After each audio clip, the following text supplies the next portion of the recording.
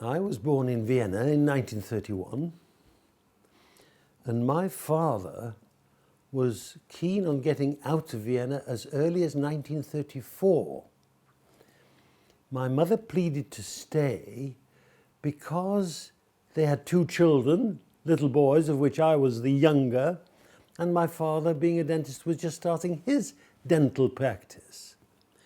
So whilst he agreed to stay, he made contact with people abroad wherever he could, and one of the contacts was Manchester Quakers Horatio and Mary Goodwin, jewellers in town in Manchester. Hitler walked into Vienna in March 1938, and by the grace of God and the Quakers, 9 of my family were in Manchester by June 1938. That was under the package of guarantees, and Quakers guaranteed for something in the region of 7,000 Jews. And that was individual Quakers paying £50, that's the equivalent of £2,500 per head. My parents, my father had the most unbelievable foresight, just as he wanted to get out of Vienna in 1934, when a lot of people thought Hitler was here today, gone tomorrow. Their father had got a medal for fighting in the First World War. They knew they were safe until they weren't. What I can remember very, very clearly is the welcome the Viennese gave to Adolf Hitler. And then, of course, I still remember going from our house down to the surgery, which must have been about half a mile or a quarter of a mile, because I'd heard that Jewish, especially women, were asked to scrub the pavements.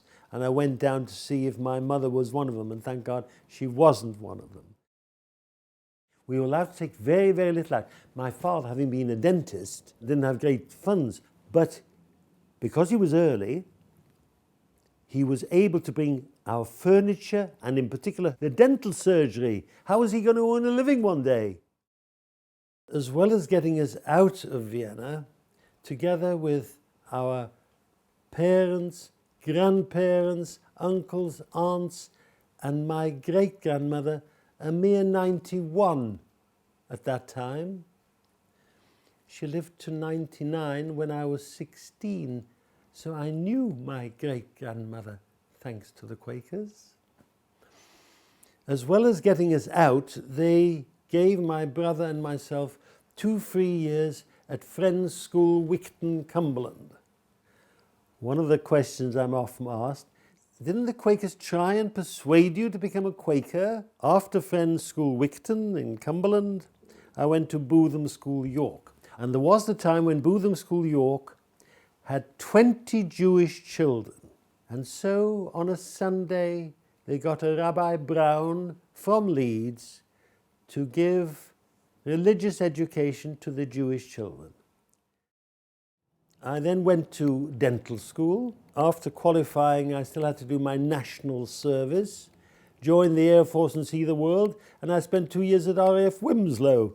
I was asked if I would go and volunteer in a children's dental clinic for poor children of Jerusalem, children of all religions. But on one of my early stages there, I went to Yad Vashem, the Holocaust Museum of Jerusalem, to see what they had had on the Quakers, and found, much to my amazement, that they had virtually nothing.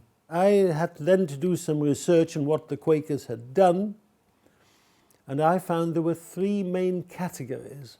The first was kinder transport.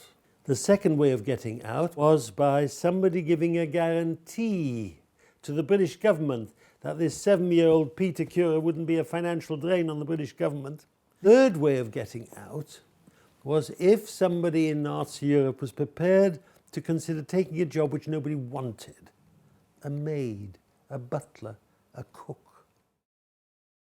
Their work didn't stop with saving Jews.